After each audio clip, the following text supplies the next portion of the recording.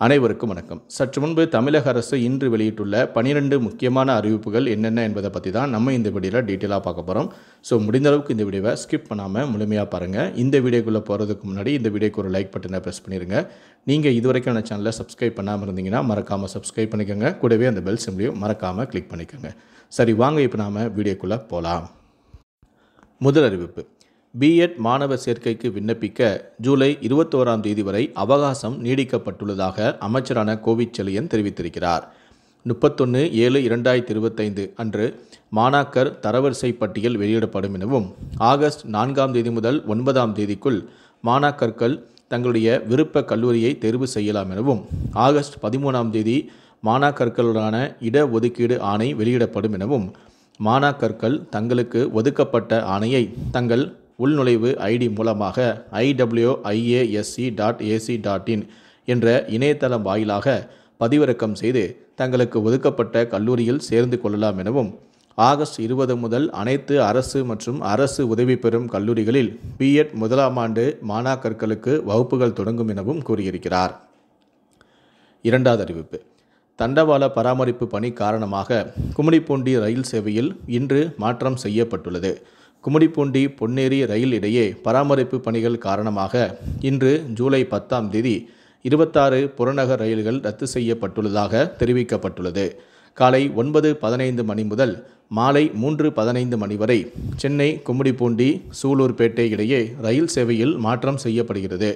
பயணிகளின் வசதிக்காக சென்ட்ரல் பொன்னேரி, மீஞ்சூர், எண்ணூர் இடையே 14 சிறப்பு ரயில்கள் இயக்கப்படும் எனவும் தெற்கு ரயில்வே அறிவித்துள்ளது.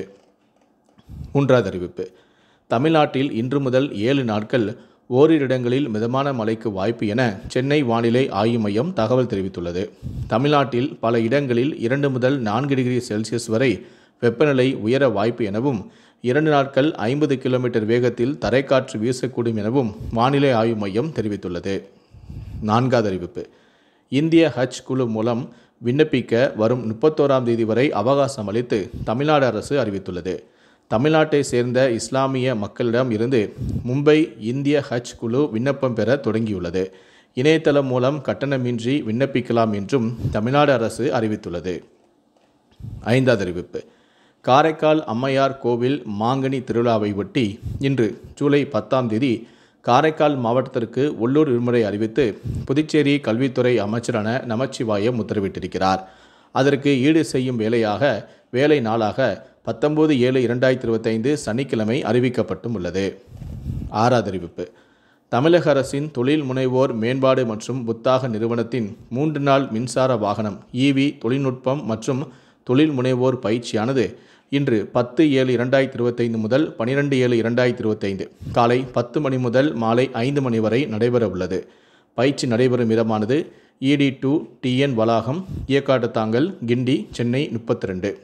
ஏழாவது அறிவிப்பு: தமிழ்நாடு முழுவதும் சாலை மற்றும் மேம்பால பணிகளை மேம்படுத்துவதற்காக 7,500 கோடி ரூபாய் ஒதுக்கீடு செய்து தமிழ்நாடு அரசு அரசாணையை வெளியிட்டுள்ளது. தமிழ்நாடு முழுவதும் 14 புறவழி சாலைகள் அமைப்பதற்காக 1,213 கோடி ரூபாய் ஒதுக்கீடு செய்யப்பட்டும் உள்ளது.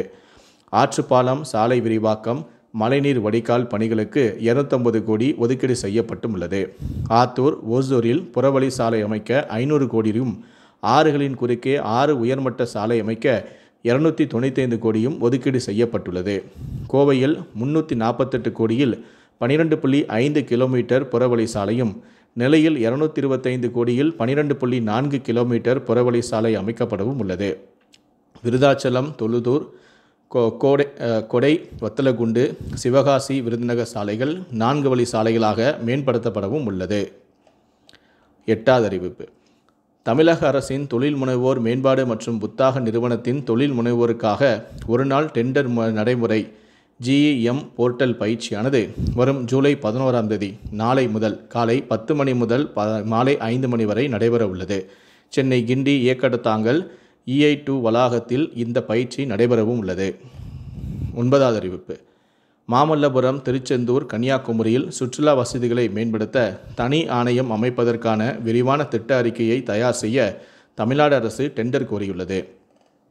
10வது அறிவிப்பு: BE BTech பட்டப்படிப்புகளில் 2025-26 கல்வியாண்டில் மாணவ மாணவியரை சேர்ப்பதற்கான கவுன்சிலிங் தொடங்கப்பட்டுள்ளது. பொது பிரிவினருக்கான கவுன்சிலிங்கில் சிறப்பு பிரிவு மாணவ மாணவியர், மாற்றுத்திறனாளிகள், முன்னாள் படை வீரர்கள் வாரிசுகள், விளையாட்டு வீரர்களுக்கு 10ஆம் தேதி முதல் 11ஆம் தேதி வரை நடக்கும்.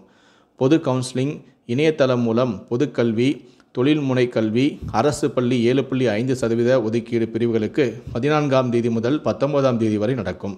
இதற்கு பிறகு துணை கவுன்சிலிங்கானது இணையதளம் மூலமாக ஆகஸ்ட் 21ஆம் தேதி முதல் 23ஆம் தேதி வரை நடக்கும். எஸ்சிஏ காலியிடங்கள் எஸ்சி பிரிவினருக்கான கவுன்சிலிங் ஆகஸ்ட் 25 மற்றும் 26ஆம் தேதிகளில் நடக்கும். அத்துடன் கவுன்சிலிங் முடிவடைகிறது. 11வது அறிவிப்பு. தமிழகத்தில் பல்வேறு துறைகளின் கீழ் செயல்படும் அரசு பள்ளி மற்றும் கல்லூரி விடுதிகள் இனி சமூக நீதி விடுதிகள் என்று அழைக்கப்படும் என்று முதலமைச்சரான மு.க. ஸ்டாலின் அறிவிப்பொன்றை வெளியிட்டிருக்கிறார். கடைசியாக 12வது அறிவிப்பு. தமிழகம் முழுவதும் உள்ள அரசு கலை அறிவியல் கல்லூரிகளில் கூடுதலாக 20% இடங்கள் அதிகரிப்பு. உயர்கல்வித்துறை அமைச்சரான செழியன் அறிவிப்பொன்றை வெளியிட்டிருக்கிறார்.